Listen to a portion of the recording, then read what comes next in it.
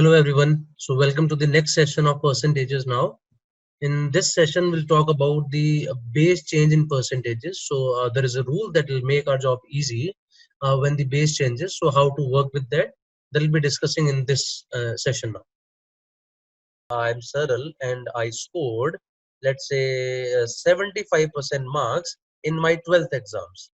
And I had a friend there, let's say his name is Sanjeev, and he scored, let's say 60% marks. So when I was talking to Sanjeev, I told him that I scored 75% and you scored 60%. So I told him that I have scored 15% more than you, right? Normally we say this in our school time. We have always said this, that I have scored 15% more than you. But this actually is wrong to say. I have scored 15% more than you is wrong. Actually, I have scored 25% more than Sanjeev. Now, how 25%? It clearly looks like 75 minus 60 as 15%. So, why 25%? The point is, when I ask you how much I have scored more than Sanjeev, so I have scored 75% minus 60% more than Sanjeev, right? But in percentages, the base is important. And I've told you what is the base. Whatever comes after of is the base, or whatever comes after then is the base. Either after of or then. More than something, less than something. So you means here Sanjeev. So whatever is Sanjeev's score, that is the base. So this becomes 15% by 60% into 100. That is equal to 25%. So I have scored 25% more than Sanjeev. And let me tell you, the exams like CAT, ZET, IFT, they would be asking you these questions where you actually will make these mistakes. If I remember one question from CAT 2019 or 18, I don't clearly remember that. But the question was that a person has scored 60% marks in the exams and is failed by some marks. Had he scored 20% more, so a person has scored 60% and had he scored 20% more. So the first thing that comes to our mind that had he scored 20% more, he would have scored 80%. But no, the answer is not 80%. When you score 20% more, this 20% is of 60%. And 20% of 60% is 12. That means if you score 20% more than 60%, that actually means 72%. 20% of 60 will be 12 and 60% plus 12 will become 72%. So that's a very common mistake that students make. So therefore I want you to just focus upon this, read it carefully, and while applying it any of the questions, please always be careful about this, that the base of the percentage has to be examined very thoroughly. Though there is another term here, that term is percentage points. The term is percentage points. What is percentage points? If I say that Saral has scored 15% more than Sanjeev, I can say this if I say that I have scored 15 percentage points more than Sanjeev. I have scored 15 percentage points more than Sanjeev. So I can say this here, that these many percentage points more. So percentage points means the absolute difference between the two percentages, right? So in this question, how much Saral has scored more than Sanjeev in percentage terms? You will say 25%. How many percentage points has he scored more than Sanjeev? You will say 15 percentage points. Okay. I hope this concept is clear to you. So then I'll move on to the next concept now. We just talked about a few things, that what number increased by 20% becomes this much, what number increased by 30% becomes this much.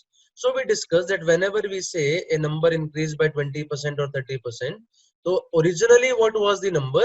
We divide by that multiplying factor, right? There is another way of doing this. Now I'm going to discuss that another way. Let us say there are two people, A and B.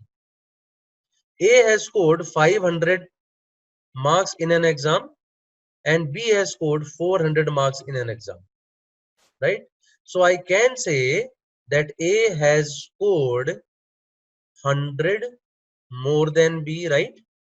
A has scored 100 more than B. Or I can also say that B has scored 100 less than A.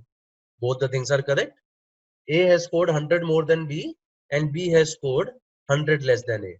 But if I say A has scored what percentage more than B, or B has scored what percentage less than A. Now these two percentages will not be equal.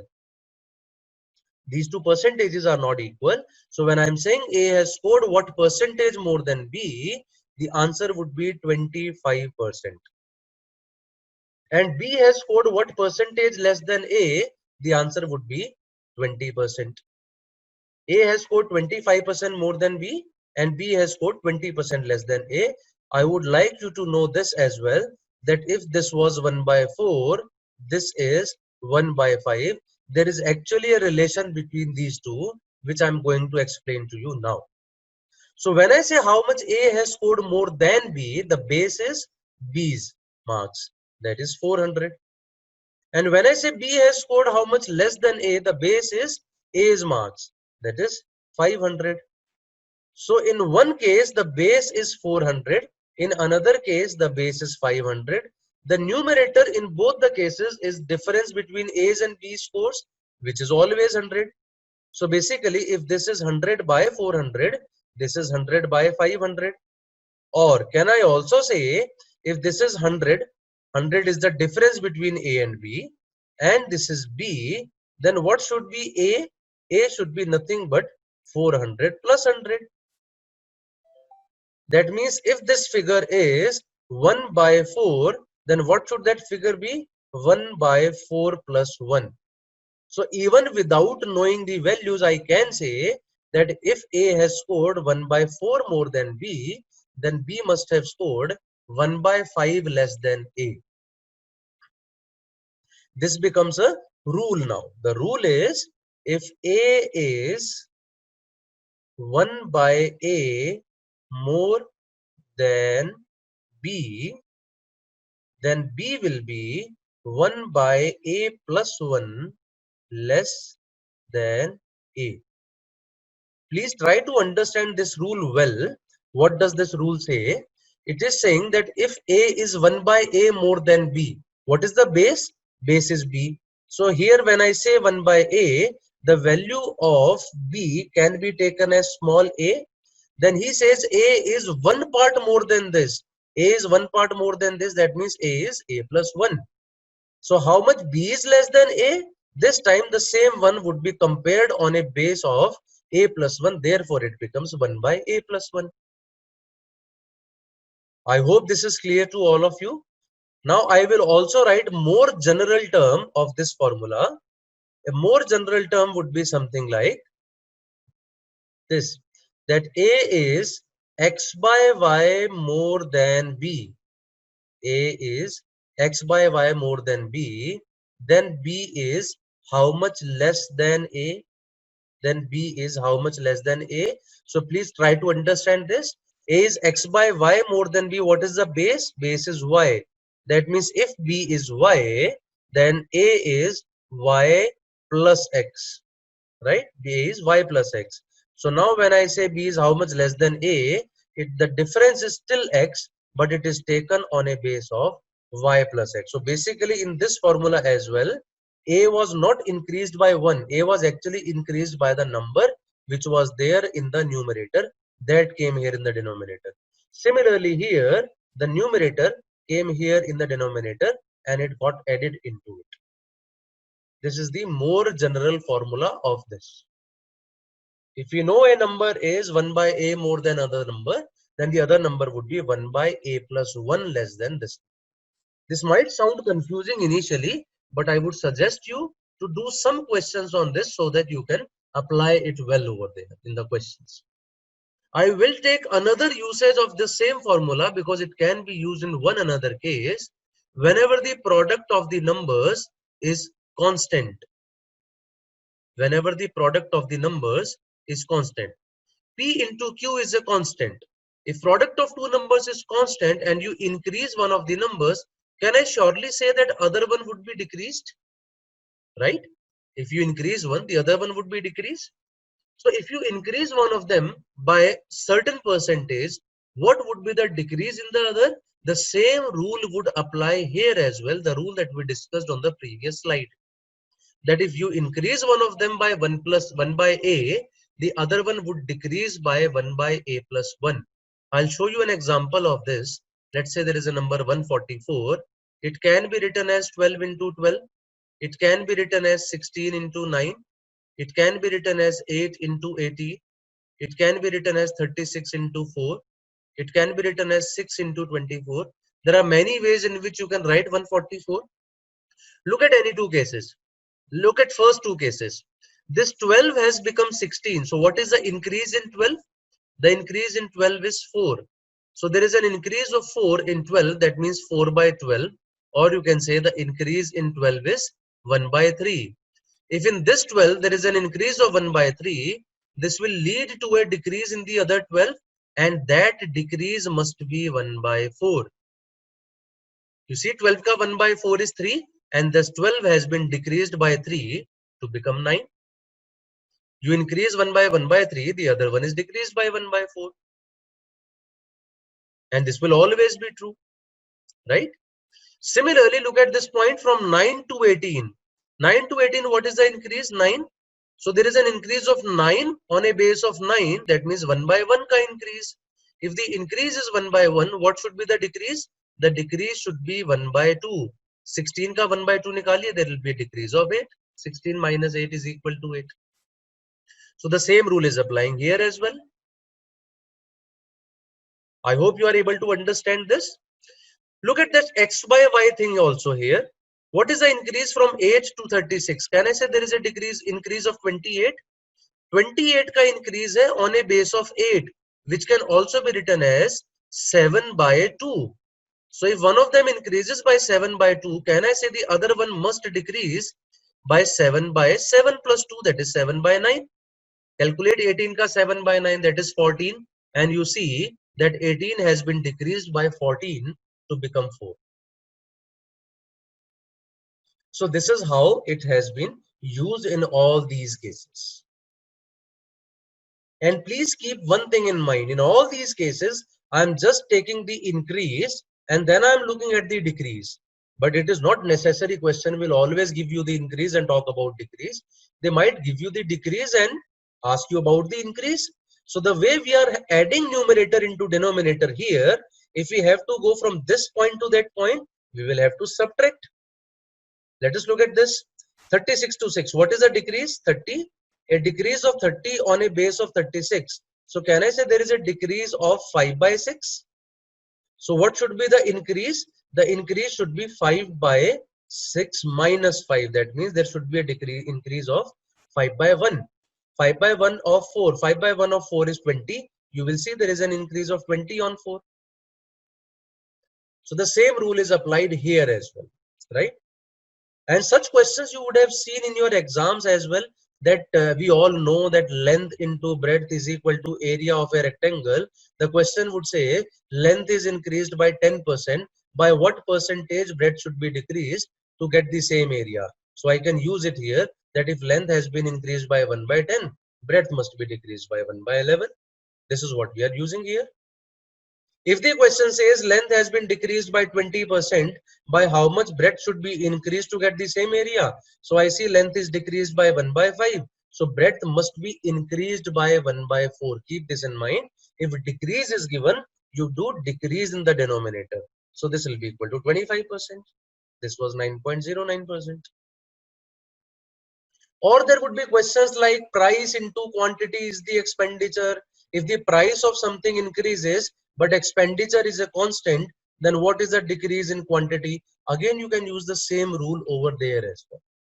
So the same rule would apply whenever the product of the numbers is constant, and it would also apply in the cases whenever difference of the numbers is constant, as we discussed on the previous slide, that if you increase one of the numbers by a certain percentage, by how much should it be decreased now to get the original value.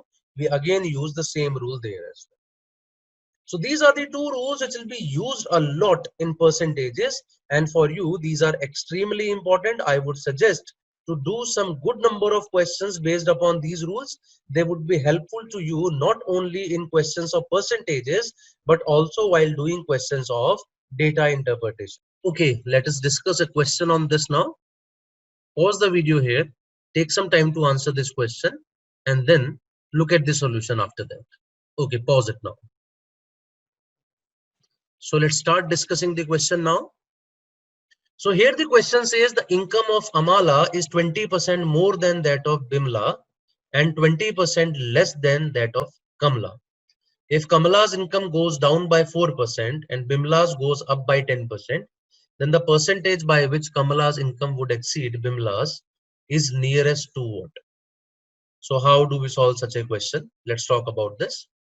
The income of Amala is 20% more than that of Bimla. So that means the base is Bimla's income, and 20% less than that of Kamala. So here the base is Kamala's income. So for both of them, the base is different, but both of them are actually giving us the income of Amala. So if I say Amala's income is 20% more than Bimla, so can I say that Bimla's income is what percentage less than Amala? That can be solved by the concept we discussed, that if this is 1 by 5, this should be 1 by 6.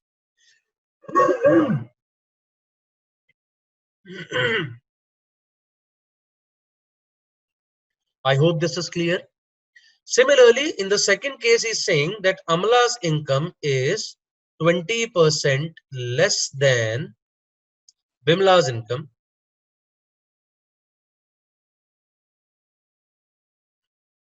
Kamala's income. Then can I again say that Kamala's income is how much more than Amala's income? That can be calculated easily, that if this is 1 by 5, this should be 1 by 4, because this time less was given, we had to calculate more. Previously more was given, we had to calculate less.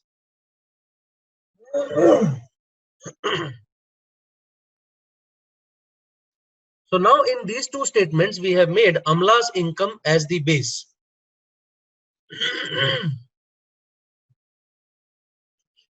Once we have to calculate 1/6 of Amala's income, and once we'll have to calculate 1/4 of Amala's income.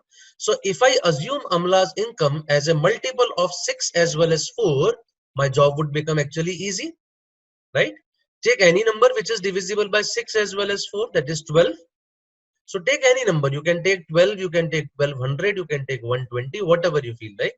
So I take the number as, let's say, 120. So this is also 120. So what will be Bimla's income now? Because Amla's income is 120. So 1 by 6 less 120 minus 1 by 6 of 120. We can say it would be 100. And what is Kamala's income now? 120 plus 1/4 of this, that is equal to 150. So from here now can say that Amla's income is 120, Bimla's income is 100, and Kamala's income is 150. Now further, what does the question say? If Kamala's income goes down by 4%, so this goes down by 4%, and Bimla's goes up by 10%, and this comes up by 10%, the percentage by which Kamala's income would exceed Bimla's income. Let's see what are the new incomes. Kamala's income 150 minus 4%. 4% of 150 is 6. This will be 144. Bimla's income 100 plus 10%. 100 plus 10% is 110. So now Kamala's income is 144. Bimla's income is 110. So how much more it is? I see it is 34 more, but on a base of 110. 34 more on a base of 110. So if I have to divide it by 11, 11 threes are 33, right?